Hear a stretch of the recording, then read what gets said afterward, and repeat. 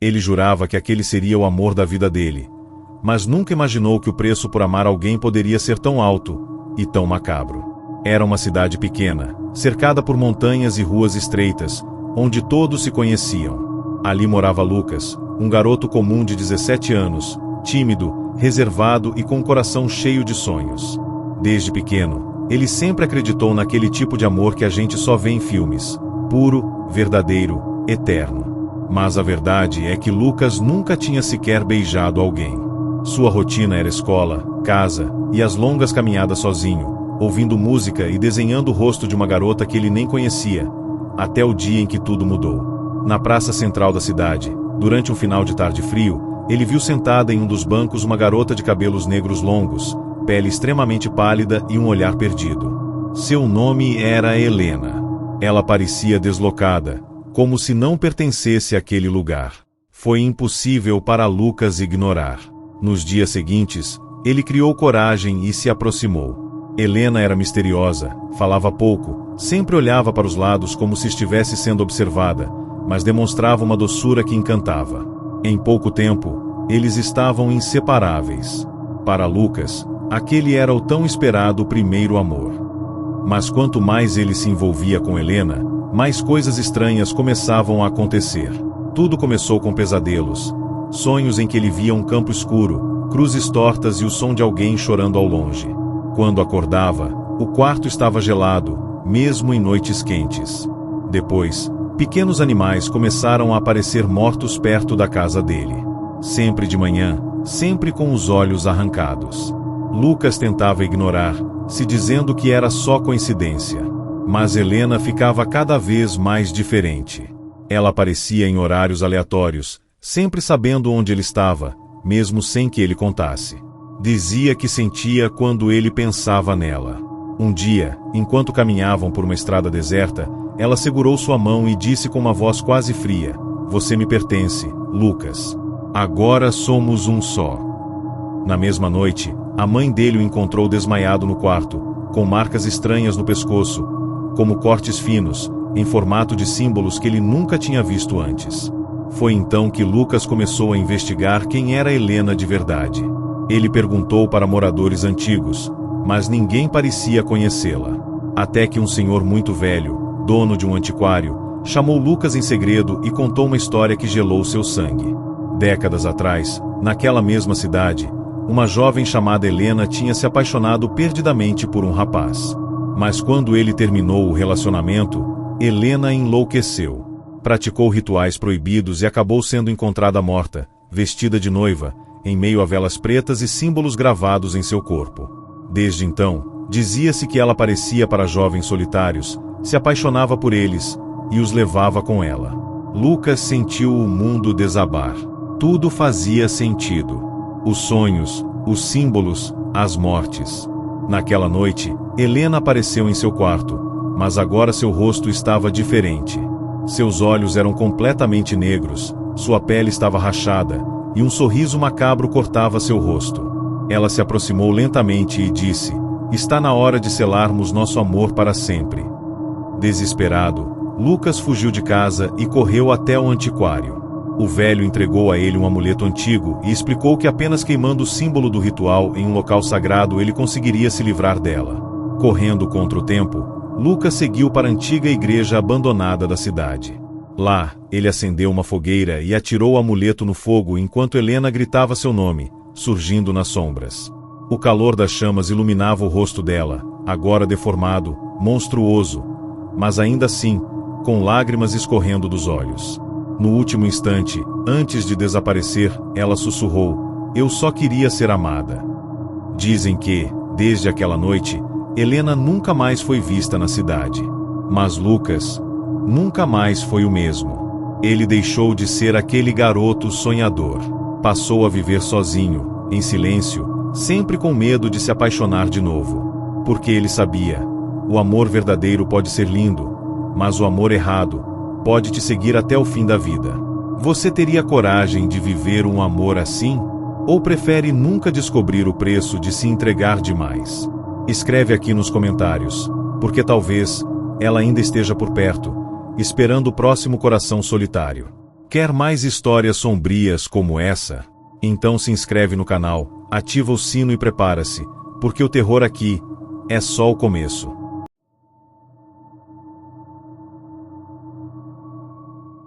Existem amores que marcam a nossa vida para sempre, mas alguns marcam de um jeito que você nunca mais vai querer se apaixonar de novo. Era uma cidadezinha simples do interior de Minas Gerais. Casas antigas, ruas de paralelepípedo e um clima sempre silencioso, como se o tempo passasse mais devagar por lá. Foi nesse cenário pacato que um jovem chamado Eduardo viveu algo que ninguém acreditaria, algo que ele mesmo desejaria esquecer para sempre. Eduardo tinha 17 anos. Era tímido, reservado e sempre mantinha a cabeça baixa quando passava por alguém. Ele morava com os avós desde pequeno, já que seus pais haviam morrido em um acidente de carro. A rotina dele era simples: escola, casa e caminhadas solitárias pelo bosque que cercava a cidade. Foi em uma dessas caminhadas que tudo começou. No final de uma trilha esquecida, ele viu ela, uma garota sozinha, sentada em uma pedra, de vestido branco, com o olhar perdido no horizonte. Os cabelos negros desciam até a cintura e o sorriso delicado parecia fora de lugar naquele lugar deserto. Eduardo ficou paralisado. Nunca a tinha visto antes. A garota se apresentou com um nome simples: Helena. A partir daquele dia, Eduardo passou a visitá-la todos os dias no mesmo horário. Eles conversavam por horas. Ela parecia saber tudo sobre ele, seus medos, suas dores, até coisas que ele nunca tinha contado a ninguém. O estranho era que ninguém da cidade conhecia Helena. Ele perguntava, mas todos negavam saber de alguém assim.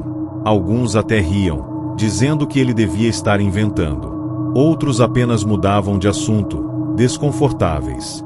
Mas Eduardo não se importava. Ele estava apaixonado.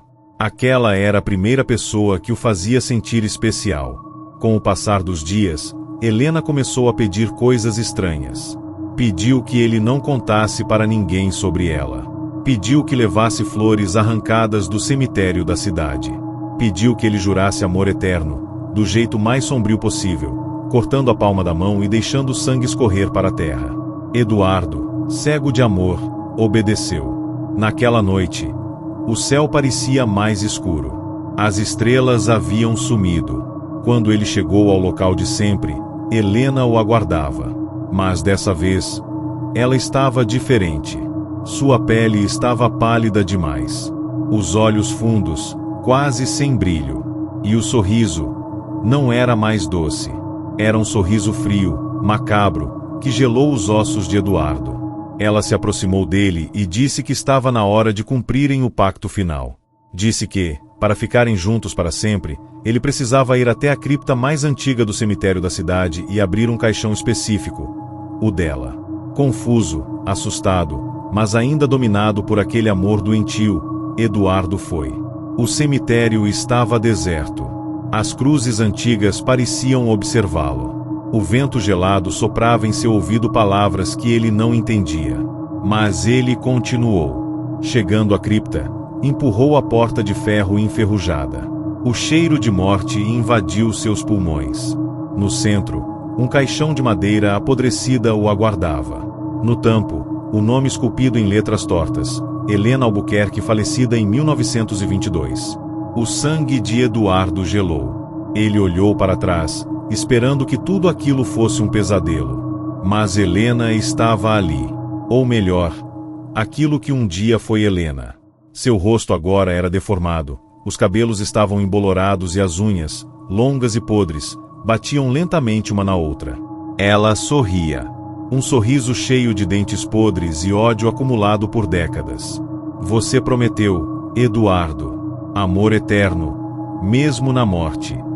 Ele tentou correr, mas o corpo não respondia. Sentiu mãos invisíveis segurando seus braços e pernas. Sentiu o chão frio da cripta. Sentiu o beijo gélido de Helena em seus lábios. Quando acordou, estava em sua cama, sozinho. Mas na palma da mão, a cicatriz do pacto ainda estava lá, gravada, queimando. Nos dias seguintes, Eduardo nunca mais viu Helena.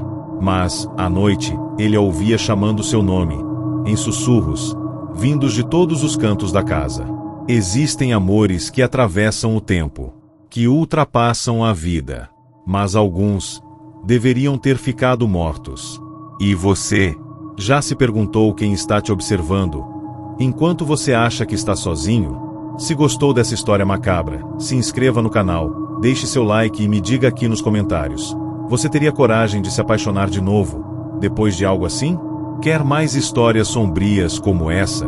Então ativa o sininho, porque o próximo vídeo pode ser ainda pior.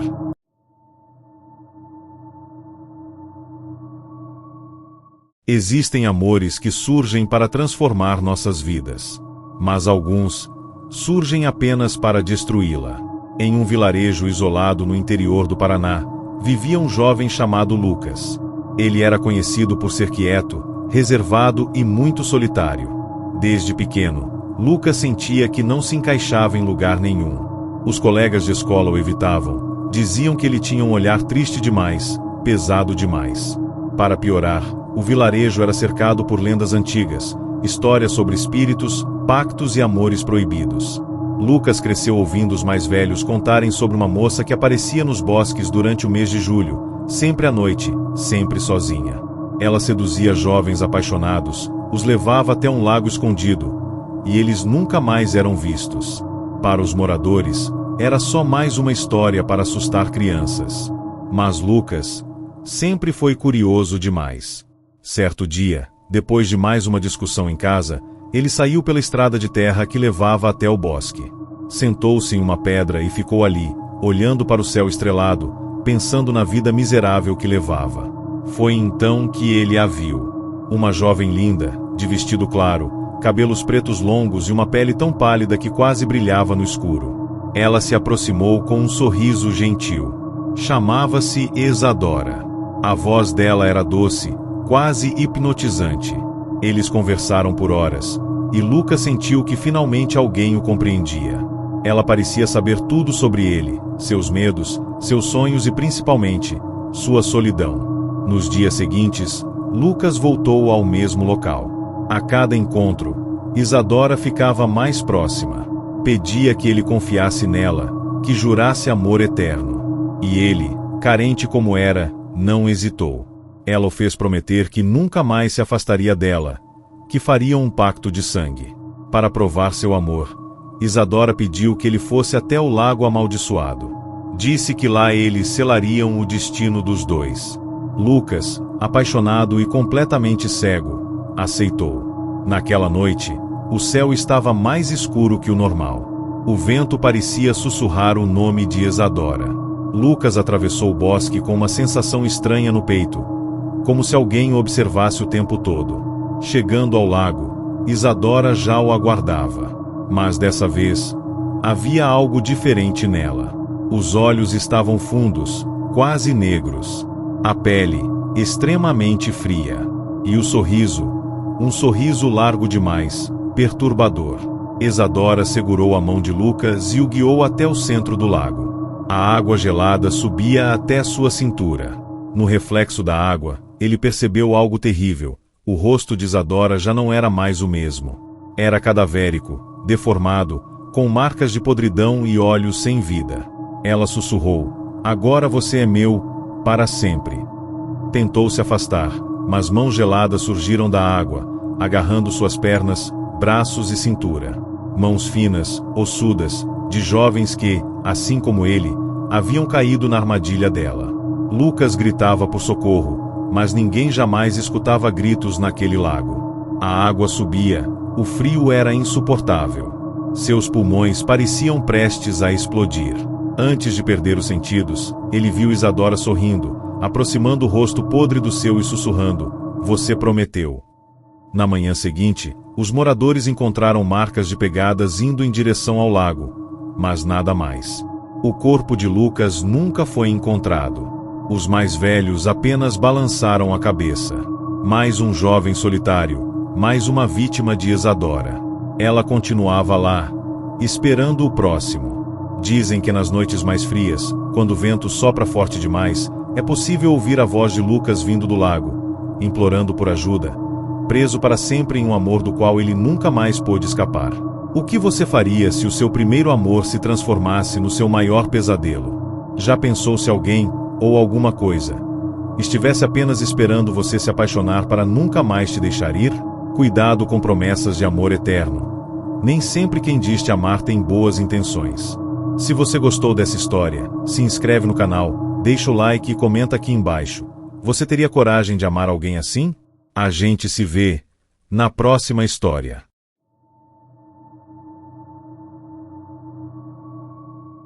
Nem sempre o verdadeiro perigo mora longe de nós.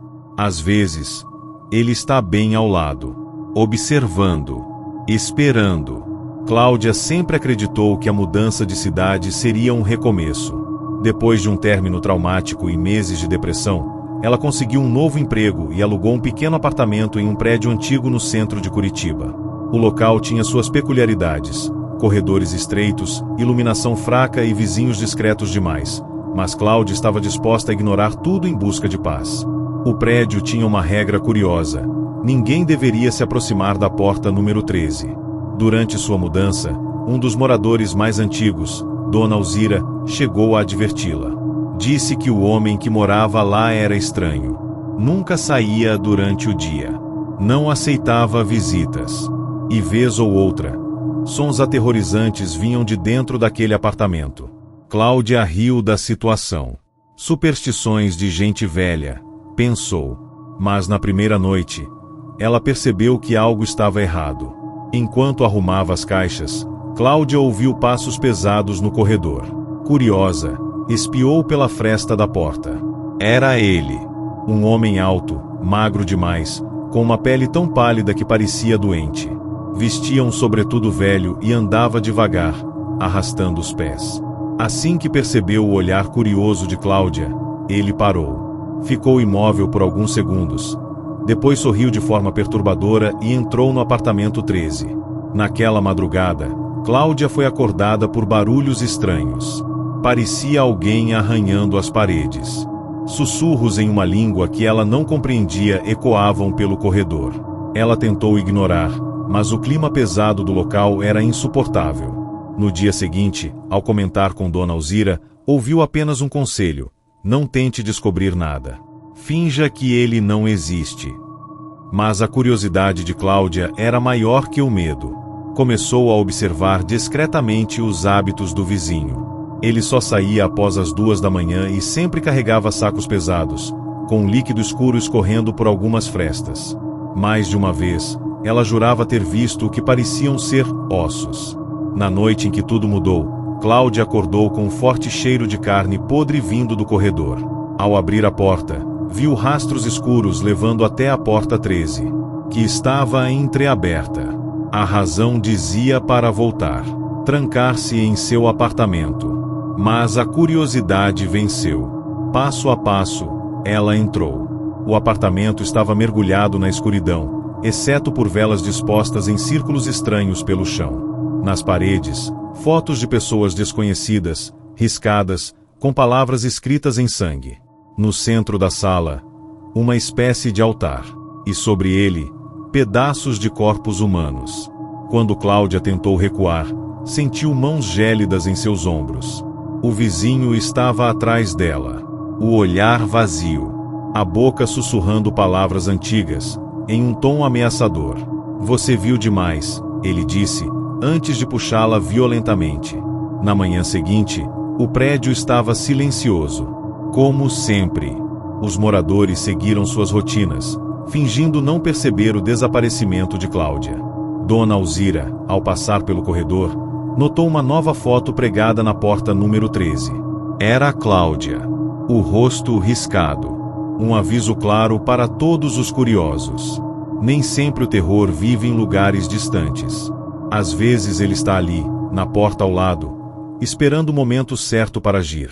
Você conhece bem os seus vizinhos? Tem certeza de quem mora ao seu lado? Se gostou dessa história perturbadora, não se esqueça de se inscrever no canal. E me conte nos comentários, qual o maior medo que você tem dentro da sua própria casa? Até o próximo relato sombrio, se é que você vai conseguir dormir até lá.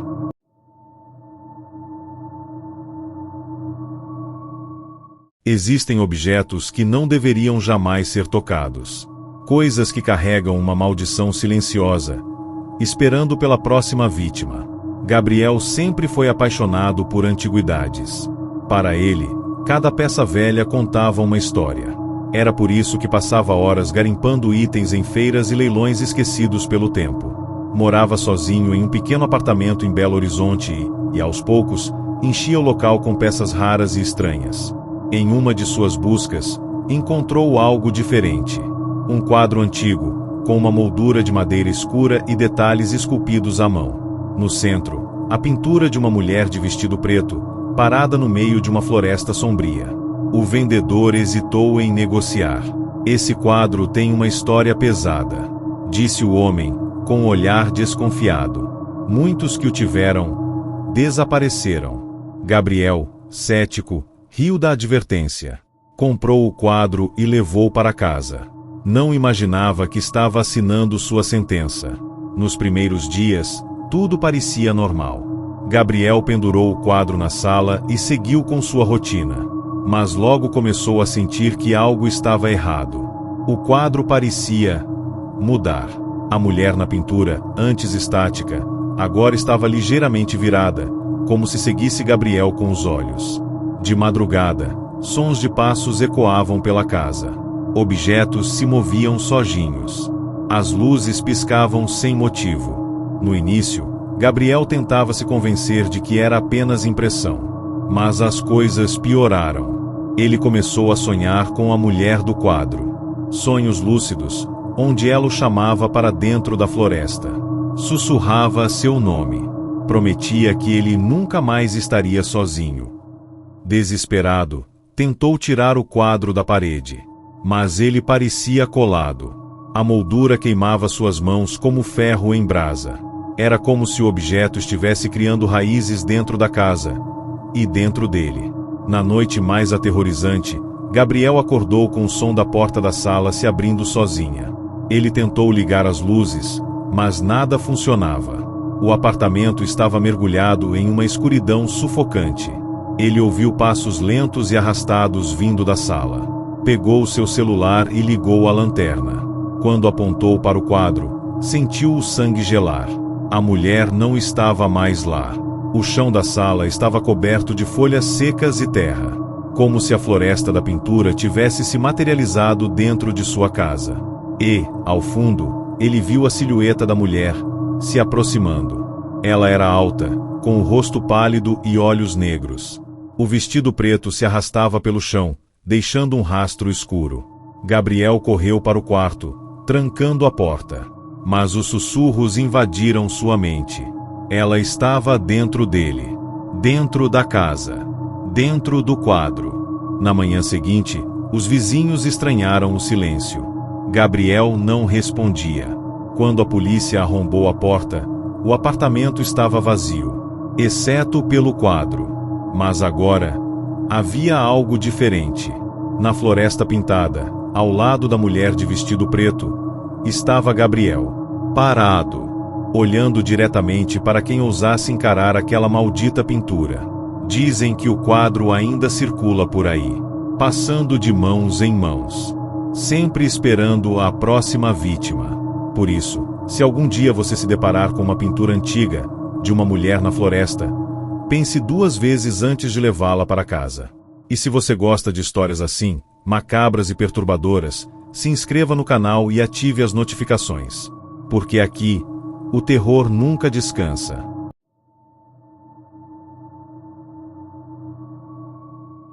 Se um pacote estranho aparecer na porta da sua casa, não abra. Existem coisas que deveriam ficar trancadas para sempre. Cláudia morava sozinha em um bairro tranquilo de Curitiba. Trabalhava em home office, gostava de rotina simples e evitava problemas. Mas naquele dia, sua vida iria mudar para sempre. Tudo começou com uma simples caixa deixada em sua porta. Ela acordou cedo, como sempre, preparou seu café e, ao abrir a porta para pegar o jornal, notou o pacote. Uma caixa de papelão marrom, sem identificação de remetente. Nenhum símbolo de transportadora. Apenas seu nome escrito à mão em letras tortas. Cláudia ficou desconfiada. Não tinha feito nenhum pedido. Pensou em deixar o pacote do lado de fora. Mas a curiosidade a venceu. Ela levou a caixa para dentro, sem imaginar o horror que estava prestes a libertar. Antes mesmo de abrir, Cláudia sentiu um cheiro estranho vindo da caixa. Um odor doce, misturado com algo podre. Como flores murchas misturadas com carne em decomposição. Ela pegou uma faca de cozinha e cortou a fita adesiva. Dentro da caixa havia um pano vermelho, grosso, que embrulhava alguma coisa. Quando puxou o tecido, ficou paralisada. Era uma boneca, mas não uma boneca comum. Ela era feita de um material estranho, que lembrava ser misturada com pele. Seus olhos eram de vidro preto, refletindo o rosto de Cláudia de forma distorcida. Mas o pior era o bilhete amarelado junto dela. Estava escrito: asterisco, nunca a deixe sozinha. Nunca olhe diretamente nos olhos dela por muito tempo. Nunca a jogue fora. Asterisco. Cláudia sentiu um calafrio. Pensou em jogar a boneca no lixo, mas algo a impedia. Como se o simples pensamento a deixasse enjoada, tonta. Decidiu colocá-la em cima de uma estante e ignorar aquilo. Mas essa escolha foi o início do seu pesadelo. Naquela noite, Cláudia acordou com sons vindo da sala. Passos leves. Objetos se movendo. Quando saiu do quarto, viu a boneca sentada no meio da sala, com a cabeça levemente virada para ela. O bilhete ecoava em sua mente. Nunca a deixe sozinha. Assustada, pegou a boneca e a levou de volta para a estante. Mas as noites seguintes foram piores. Portas batiam sozinhas. Sussurros vinham dos cantos escuros. A boneca mudava de lugar. Uma noite, ao olhar diretamente em seus olhos por alguns segundos, Cláudia viu imagens horríveis. Pessoas sendo torturadas. Crianças chorando. Uma floresta escura, cheia de corpos pendurados. Ela tentou se livrar da boneca. Jogou-a em um rio, enterrou em um terreno baldio, deixou em um lixão afastado. Mas ela sempre voltava. Sempre suja, coberta de lama, parada em cima da estante. Na última noite, Cláudia percebeu que não poderia escapar. O apartamento estava tomado por um cheiro insuportável. As paredes escorriam um líquido escuro. Sussurros diziam o seu nome o tempo inteiro. Ela acordou e viu a boneca em pé, no pé da cama, olhando fixamente para ela. Seu corpo ficou paralisado. Algo invisível a segurava. Então ouviu um último sussurro. Asterisco, agora você é minha. Asterisco. Na manhã seguinte, vizinhos estranharam o silêncio no apartamento de Cláudia. Quando a polícia entrou, não encontrou ninguém. Apenas a boneca, sentada na cama, segurando um bilhete novo. Asterisco, quem será o próximo? Asterisco. Dizem que a boneca continua desaparecendo e reaparecendo em casas de pessoas solitárias. Então, se um pacote misterioso aparecer na sua porta, pense 2 vezes antes de abrir. Alguns objetos carregam horrores que não podem ser desfeitos. E você, estaria preparado para receber uma encomenda dessas? Escreva nos comentários. Você abriria esse pacote ou deixaria do lado de fora?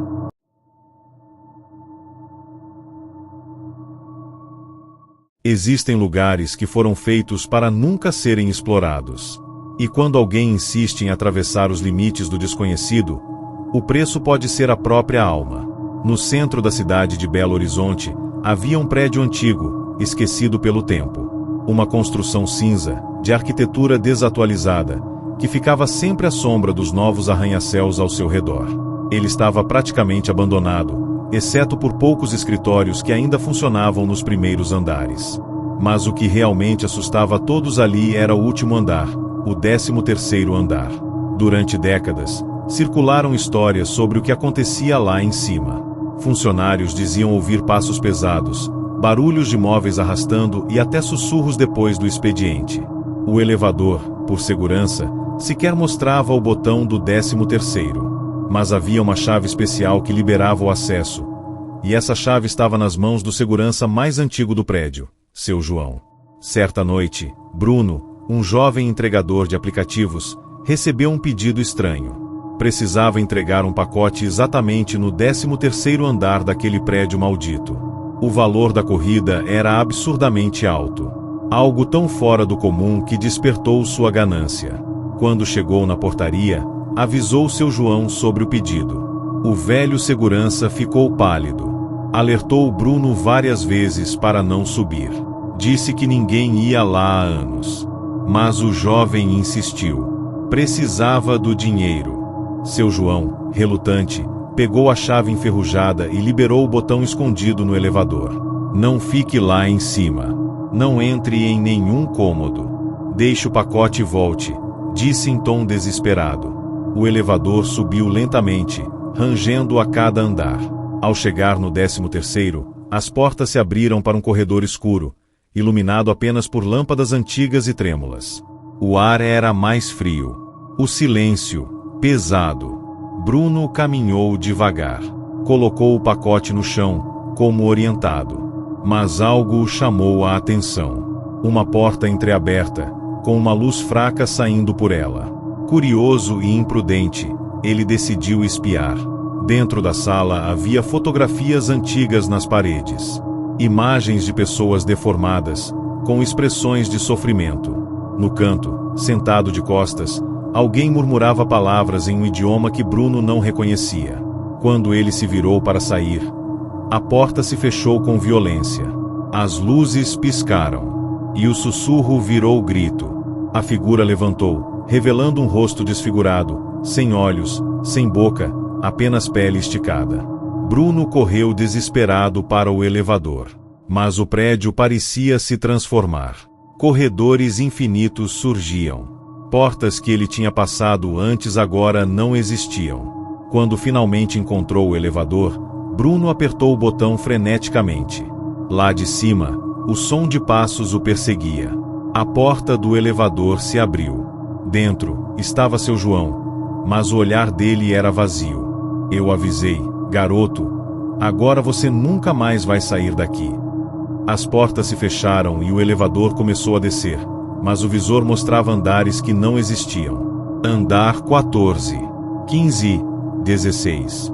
Bruno gritava. Batia nas paredes. Mas tudo ao redor estava sendo engolido por uma escuridão densa e silenciosa. Dizem que, até hoje, se você entrar nesse prédio abandonado em Belo Horizonte, ainda é possível ouvir o som do elevador subindo sozinho durante a madrugada.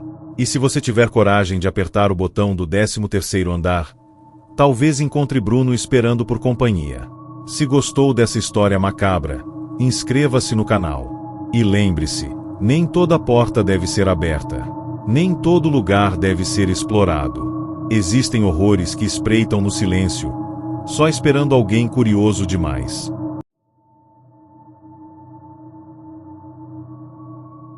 Alguns lugares refletem mais do que sua imagem. Eles revelam o que você mais teme. E nem sempre o reflexo no espelho é realmente seu. Interior de São Paulo, cidade de Itu. Uma antiga casa colonial, conhecida por todos como a Casa dos Espelhos, era evitada pelos moradores há gerações. A construção estava abandonada, coberta de mato e poeira, mas o que mais chamava a atenção eram os incontáveis espelhos espalhados por dentro dela. Diziam que todos que ousaram entrar, nunca mais foram os mesmos. Lucas, um jovem apaixonado por lendas urbanas, decidiu investigar. Era dono de um pequeno canal no YouTube e buscava conteúdo assustador para atrair visualizações. A história da casa era perfeita. Ele sabia dos riscos, mas a fama e o desejo de crescer nas redes sociais falaram mais alto. Com sua câmera em mãos e uma lanterna potente, ele entrou na casa durante a noite, determinado a gravar tudo. Mal sabia ele que estava prestes a se tornar parte da lenda. Os primeiros cômodos eram silenciosos. Poeira no chão, móveis destruídos e alguns espelhos rachados. Lucas falava com seus seguidores, ombando do medo que as pessoas tinham do lugar. Mas, quanto mais ele avançava, mais estranhas eram as sensações. Os espelhos começaram a embaçar sozinhos. Outros mostravam reflexos atrasados, como se o Lucas que aparecia neles estivesse preso em outro tempo. Até que ele chegou ao salão principal. Ali, dezenas de espelhos formavam um círculo, todos apontados para o centro da sala. No chão, marcas antigas de velas queimadas e símbolos que ele não reconhecia. No teto, uma inscrição em latim que dizia: Speculum veritatis, o espelho da verdade. De repente, uma figura apareceu atrás dele no reflexo. Uma versão distorcida de si mesmo, com olhos completamente pretos e um sorriso macabro. Lucas girou rapidamente, mas não havia ninguém ali. Quando olhou novamente para o espelho, sua versão maligna continuava parada, imóvel, encarando-o. A temperatura do ambiente caiu drasticamente. Os espelhos começaram a render, como se estivessem se movimentando. O reflexo começou a falar, mas sua voz vinha de todos os lados da casa.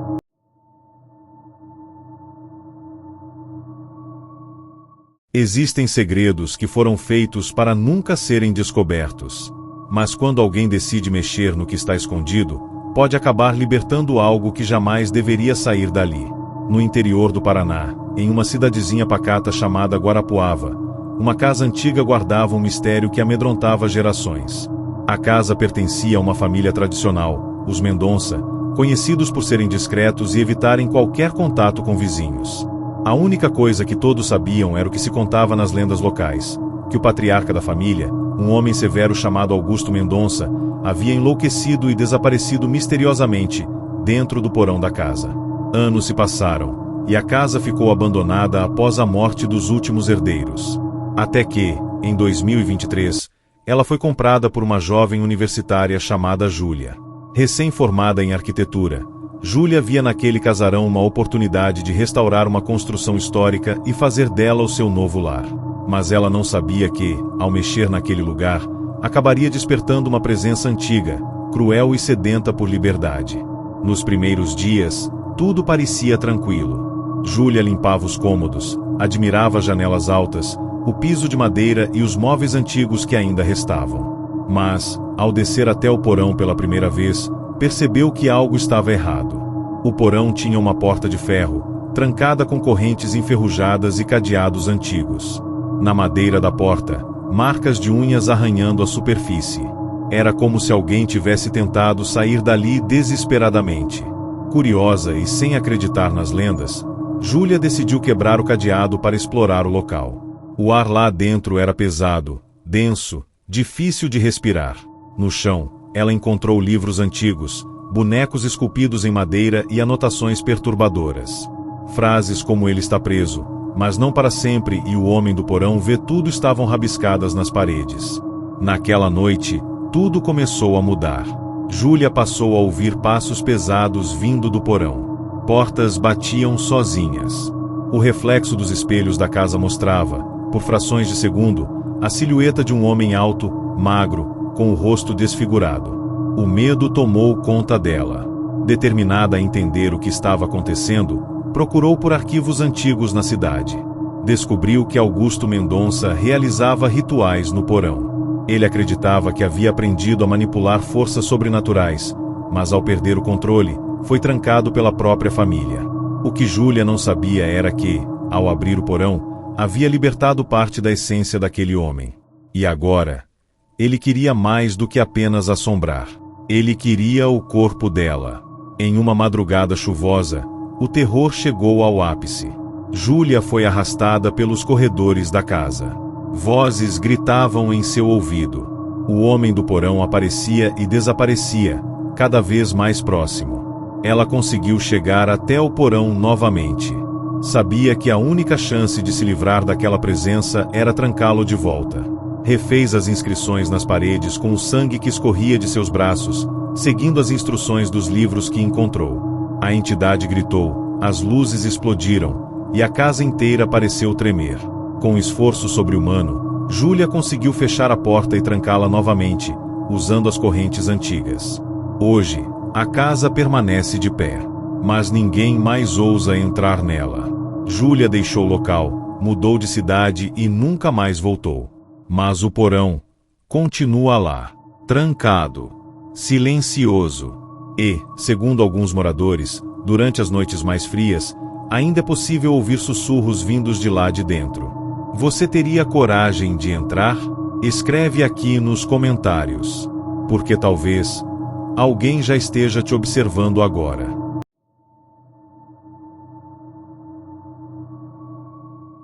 Algumas presenças não desaparecem com o tempo. Elas ficam observando, esperando alguém cruzar o caminho errado. Em uma pequena cidade de Minas Gerais chamada São Tomé das Letras, existia uma casa esquecida pelo tempo, no alto de uma colina. Os moradores evitavam passar por lá à noite, pois todos conheciam a história da menina da janela. Diziam que, há muitos anos, uma garotinha chamada Isadora havia morrido tragicamente naquela casa, e seu espírito permanecia preso à janela do seu antigo quarto, sempre observando silenciosamente quem se aproximava. Gustavo, um jovem curioso e cético, decidiu passar um final de semana com seus amigos naquela cidade, em busca de aventuras e histórias assombradas para seu canal no YouTube. Quando soube da lenda da menina da janela, enxergou nela uma oportunidade de ouro para gravar um vídeo que poderia viralizar. Ignorando todos os avisos dos moradores locais, Gustavo decidiu passar a noite dentro da casa abandonada, armado com câmeras, lanternas e toda sua coragem. Mas nem toda coragem é suficiente quando se entra em um lugar onde o tempo parou e o mal ficou preso. A casa era velha, rangia a cada passo e o cheiro de mofo impregnava tudo. Quadros caídos, móveis quebrados e marcas de abandono. Mas o que mais chamava atenção era o quarto de Isadora. A janela estava entreaberta e, de vez em quando, o vento fazia com que ela batesse devagar, como se alguém estivesse mexendo nela. Gustavo montou seu equipamento, ligou as câmeras e começou a explorar. Durante as primeiras horas, nada aconteceu. Apenas o silêncio absoluto, quebrado pelos sons da natureza lá fora. Porém, por volta das 3 da manhã, tudo começou a mudar. Sussurros começaram a ecoar pelos corredores. Vozes de criança, chamando seu nome baixinho. Gustavo tentava manter a calma, mas cada passo que dava em direção ao quarto de Isadora aumentava o frio em sua espinha. Ao entrar no quarto, viu algo que jamais esqueceria. O reflexo de uma menina pálida, com olhos escuros e um sorriso macabro, olhando fixamente para ele pela janela. Gustavo ficou paralisado. A porta atrás dele se fechou violentamente, e a temperatura do quarto caiu de forma absurda. A menina começou a andar em sua direção, flutuando. Ele tentava se mexer, mas seu corpo não respondia. Quando Isadora chegou bem próxima, sussurrou em seu ouvido: "Agora você também vai ficar aqui comigo." As luzes apagaram. Gritos de desespero ecoaram pela casa. As câmeras captaram tudo, mas Gustavo não saiu mais dali. Dias depois, os amigos de Gustavo acionaram a polícia, que encontrou a casa vazia. Nada de Gustavo, apenas as gravações deixadas para trás. Nos vídeos, um detalhe assustador. Em vários momentos, antes do desaparecimento, o reflexo da menina já aparecia em diferentes partes da casa, observando, esperando. Dizem que, até hoje, quem passa pela casa durante a madrugada pode ver uma nova figura na janela ao lado de Isadora. Um jovem, parado, olhando em silêncio para quem ousa se aproximar. Essa foi a história de Gustavo e da menina da janela. Uma lenda que se mistura com a realidade, deixando para trás um mistério que talvez nunca será resolvido. Mas me diz aí, você teria coragem de passar uma noite sozinho em um lugar assim? Comenta aqui embaixo o que você faria. E lembre-se, nunca ignore os avisos de uma cidade pequena. Eles sempre sabem de algo que você não sabe.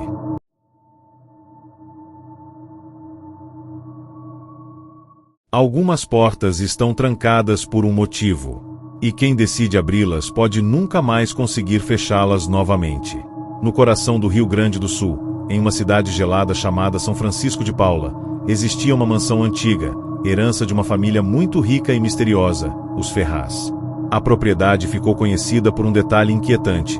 No segundo andar existia um quarto que sempre esteve trancado. O quarto proibido, como ficou conhecido, era alvo de rumores, teorias e lendas urbanas contadas há décadas. A última moradora da mansão, Dona Celina Ferraz, morreu de causas desconhecidas, sozinha e reclusa. Sem herdeiros diretos, a casa ficou abandonada. Até que, em 2024, um jovem chamado Matheus, estudante de história e apaixonado por locais assombrados, decidiu investigar o local e registrar tudo em seu canal Dark no YouTube. O que ele não imaginava era que, ao quebrar o lacre do quarto proibido, iria libertar um segredo que jamais deveria ter sido descoberto. Matheus chegou à mansão em uma manhã fria e nublada. O vento assobiava pelas janelas quebradas, e a casa parecia viva, respirando junto com a natureza ao redor. Ele passou horas explorando os cômodos, documentando tudo com sua câmera. Fotografias antigas, móveis luxuosos cobertos por poeira e um diário da antiga moradora faziam parte do cenário sombrio. Mas o que realmente lhe chamava atenção era a porta do segundo andar. Diferente das outras, ela era robusta, feita de madeira negra e cravejada com símbolos estranhos. Em cima dela, havia um aviso esculpido: asterisco nunca abra.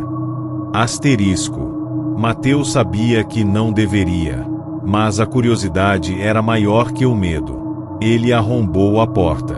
Dentro do quarto, o ar era pesado. O espaço estava intacto, como se o tempo tivesse parado. No centro, uma cama com lençóis manchados, um espelho antigo coberto com um pano vermelho, e uma boneca sentada na poltrona, com os olhos costurados. Quando Matheus retirou o pano do espelho, algo despertou. O espelho começou a embaçar, mesmo sem ninguém por perto. Ele se aproximou e viu, por alguns segundos, uma mulher de cabelos longos, pele pálida e olhos completamente negros, parada atrás dele. Ao se virar, nada. Mas os sussurros começaram. A casa inteira parecia se fechar ao redor dele. As portas bateram sozinhas, passos ecoavam pelo corredor e a boneca da poltrona já não estava mais lá.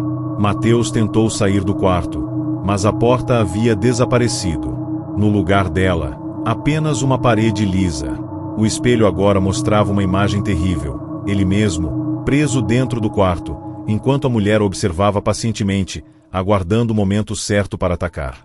Dias depois, moradores que passavam em frente à mansão juravam ver uma silhueta na janela do segundo andar. Era Matheus, parado, imóvel, com os olhos negros e um sorriso macabro no rosto. Ele havia se tornado parte do segredo que investigava. O quarto proibido nunca quis ser aberto, porque tudo que entra ali, nunca mais sai o mesmo. E você, teria coragem de entrar em um quarto trancado há décadas, sabendo que lá dentro existe algo esperando por uma nova alma? Comenta aqui se você entraria, ou se jamais se atreveria a tocar naquela porta. Não se esqueça de curtir, se inscrever no canal e compartilhar essa história com alguém que adoraria ou odiaria passar por isso. Até o próximo terror, se você tiver coragem de voltar.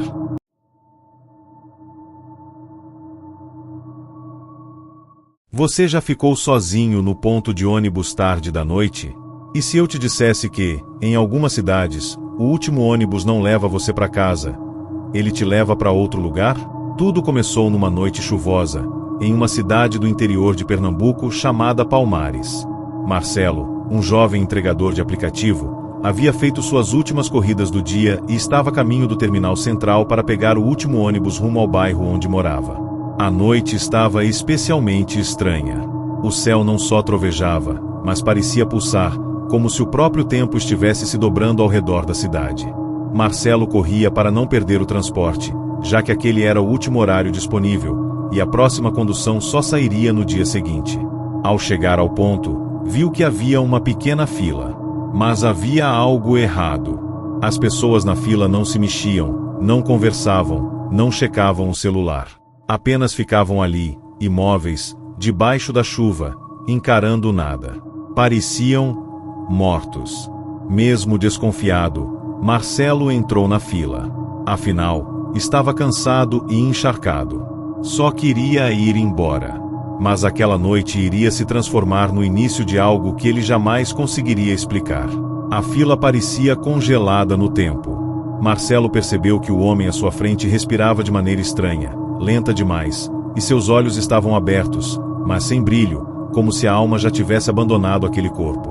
Uma senhora atrás dele segurava uma sacola rasgada com o que pareciam ser ossos dentro, e sorria discretamente sempre que o encarava. De repente, o ônibus chegou. Mas era diferente dos comuns. Era todo preto, sem logotipo, janelas completamente escuras. O motorista usava um uniforme antigo, estilo década de 40, e não dizia uma palavra. Apenas abria a porta e esperava. As pessoas da fila entravam uma a uma, em silêncio absoluto. Quando Marcelo entrou, sentiu o ar mudar. Estava mais frio, e o som do motor parecia o de uma respiração pesada. Escolheu um assento ao fundo, tentando se manter alerta. Mas ao olhar pela janela, viu algo que fez seu coração gelar. As ruas não eram mais as mesmas. A cidade estava distorcida, como se tivesse sido consumida por uma névoa densa e avermelhada. Não havia postes, casas ou qualquer sinal de vida. Marcelo tentou se levantar, mas estava paralisado. Um sussurro começou a ecoar no fundo do ônibus, repetindo seu nome, cada vez mais alto, mais rápido, mais perturbador. Ele olhou para os passageiros. Todos o encaravam agora. E sorriam. O motorista virou o rosto lentamente em sua direção. Marcelo sentiu um calafrio subir pela espinha ao perceber que aquele rosto não era humano. Os olhos eram fundos, sem pupilas. A pele parecia cera derretida. Quando ele falou, sua voz não veio da boca, mas ecoou diretamente na mente de Marcelo. Você entrou na fila errada. Num impulso de desespero, Marcelo tentou abrir a porta de emergência. Mas ao puxar a alavanca, não encontrou rua, apenas o vazio. Uma escuridão infinita que parecia chamá-lo. Quando olhou de volta, os passageiros estavam agora de pé, cercando-o. Todos tinham expressões deformadas, como se tivessem sido derretidos, costurados, reconstruídos, errados. Um deles sussurrou: "Você já estava conosco antes mesmo de nascer."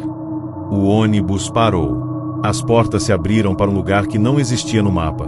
Uma estrada de terra com um céu vermelho sangue e uma floresta de árvores retorcidas. Marcelo foi puxado para fora, contra sua vontade, e arrastado pela multidão até desaparecer na escuridão da mata. O ônibus fechou as portas e partiu. No dia seguinte, moradores relataram um barulho estranho vindo da região do terminal central. Quando a polícia chegou, encontrou o celular de Marcelo no chão, ainda gravando. O vídeo mostrava imagens confusas, com interferência e vozes distorcidas. Mas, em um dos frames congelados, era possível ver claramente o reflexo do rosto do motorista no espelho retrovisor. A mesma figura que já havia aparecido em outras filmagens urbanas de desaparecimentos misteriosos, datando de mais de 70 anos. O último frame mostrava Marcelo parado na Floresta Vermelha, ao lado dos outros passageiros. Seus olhos estavam brancos, e ele sorria, como todos os outros. Desde então, moradores evitam pegar o último ônibus da linha 112 em Palmares.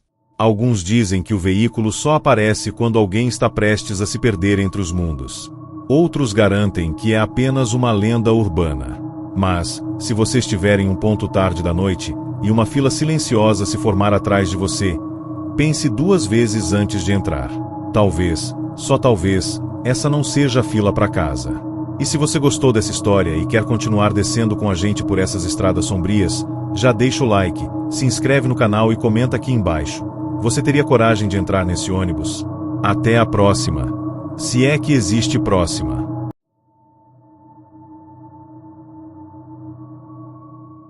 Existem casas que escondem segredos. Pessoas que vivem de aparências. Mas e quando o segredo é a própria criança que mora lá dentro? Nem toda babá cuida de uma criança indefesa. Algumas precisam cuidar para que a criança não escape. Em Curitiba, no elegante bairro do Batel, existia uma mansão imponente e esquecida por muitos. A casa número 23 era conhecida por sua aparência antiga, sombria, e pelos boatos que circulavam entre vizinhos. Lá vive uma menina que ninguém pode ver, e nenhuma babá consegue trabalhar por muito tempo. Beatriz, uma jovem de 24 anos, recém-formada em pedagogia, buscava emprego como babá enquanto não conseguia uma vaga em escolas da região. Até que recebeu uma proposta tentadora: cuidar de uma única criança, Isadora, de 8 anos, que morava na casa 23. O salário era muito acima do normal. Mas o aviso foi claro: Nunca deixe a menina sair do quarto depois das 22 horas. Nunca. Beatriz, precisando de dinheiro, aceitou. Ela não acreditava em histórias de terror.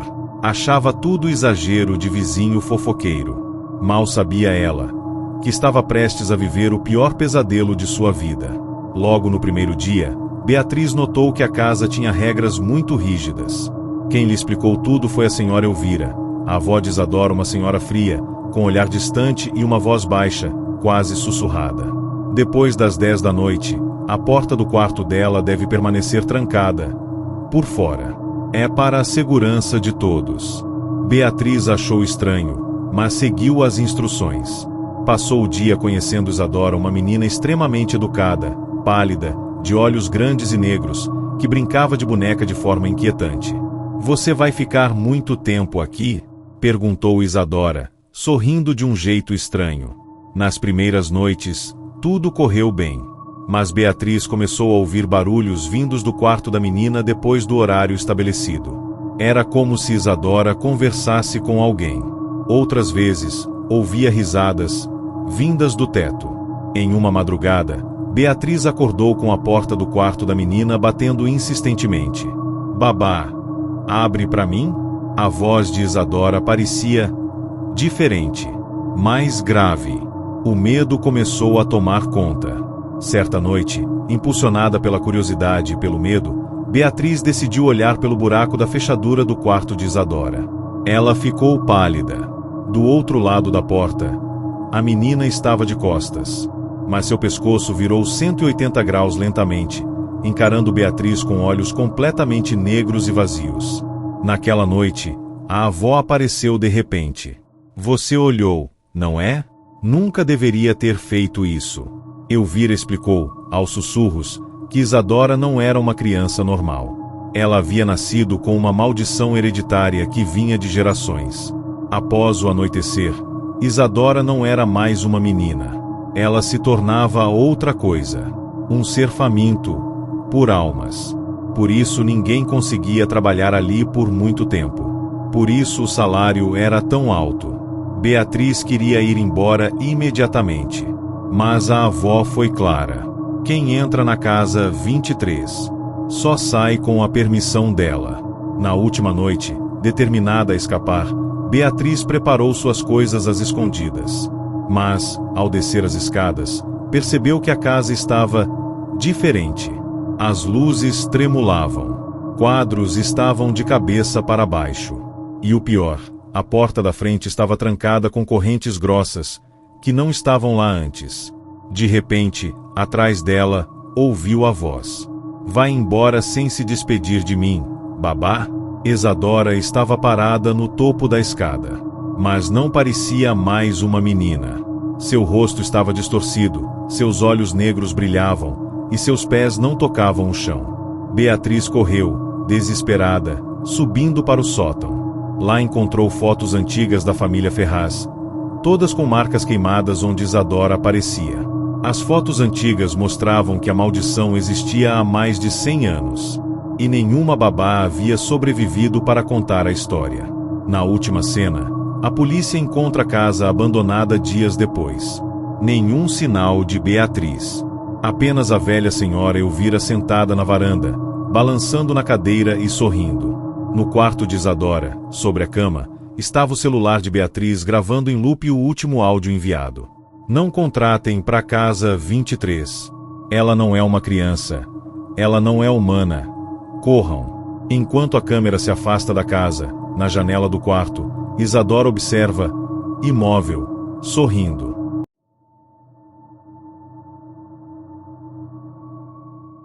Existem objetos que não refletem apenas sua imagem. Existem espelhos que mostram o que você jamais deveria ver. E quando você olha, é tarde demais para desviar o olhar. Em São Paulo, em um antigo hotel chamado Residencial Aurora, circulava uma lenda que assustava hóspedes e funcionários há décadas. Diziam que o quarto 16 nunca deveria ser ocupado. E o motivo? Um espelho antigo, preso à parede, que mostrava coisas impossíveis. Pessoas que se hospedavam lá relatavam ver vultos, ouvir vozes e, o pior, Quem olhasse fixamente por mais de alguns segundos, desaparecia ou enlouquecia. Mas um jovem chamado Rafael, apaixonado por histórias sobrenaturais, decidiu se hospedar justamente no quarto 16. Sem acreditar no perigo que o esperava. Rafael era um youtuber de vídeos de terror e desafios sobrenaturais. Seu canal estava crescendo e ele queria fazer algo realmente impactante. Após ouvir as histórias sobre o Hotel Aurora, decidiu reservar o quarto 16 para gravar um vídeo de exploração noturna. Chegando ao hotel, o clima já era estranho. Funcionários olhavam de canto, evitavam contato visual e o recepcionista, nervoso, tentou alertá-lo. Senhor, o quarto 16 não é seguro. Mas Rafael insistiu. Queria provar que tudo não passava de superstição. Ao entrar no quarto, notou que o espelho ocupava quase uma parede inteira. A moldura era antiga, de madeira escura, e o vidro parecia diferente, quase vivo. Reflexos surgiam e desapareciam sem motivo. Durante a madrugada, ao começar a gravação, coisas começaram a acontecer. O ambiente ficou gelado. Sussurros começaram a preencher o ar. Quando olhou novamente para o espelho, viu algo impossível. Seu próprio reflexo sorria de maneira macabra. Mas Rafael estava sério. O reflexo começou a agir sozinho. Desesperado, Rafael tentou sair do quarto. Mas a porta não abria. As luzes piscavam. Quando olhou novamente para o espelho, o seu reflexo começou a bater com força do outro lado, como se quisesse sair. O espelho começou a trincar. Do outro lado, o reflexo gritou: "Você olhou. Agora você é meu." Rafael sentiu mãos invisíveis segurando seus ombros, forçando-o a encarar o espelho. O vidro quebrou. Mas, ao invés de estilhaçar, parecia líquido, como se fosse possível atravessar. Seu reflexo começou a puxá-lo. Ele gritou, lutou, mas a força do outro lado era maior. A última imagem captada pela câmera foi Rafael sendo arrastado para dentro do espelho. Na manhã seguinte, o quarto estava vazio. Nenhum sinal de Rafael. Apenas a câmera caída no chão, gravando o espelho intacto, como se nada tivesse acontecido. A gravação viralizou na internet. O vídeo parecia real demais. Mas ninguém conseguiu localizar Rafael. O Hotel Aurora fechou as portas pouco tempo depois. Até hoje, dizem que se alguém entrar no quarto 16, pode ver Rafael dentro do espelho, preso, implorando ajuda com os olhos desesperados. Algumas lendas existem por um motivo. Nem tudo é brincadeira. Nem todo desafio vale a pena. Existem lugares e objetos que foram feitos para nunca serem tocados, nunca serem provocados. Se um dia você se deparar com um espelho antigo, sozinho, em um local abandonado, cuidado. Ele pode estar esperando alguém curioso como você.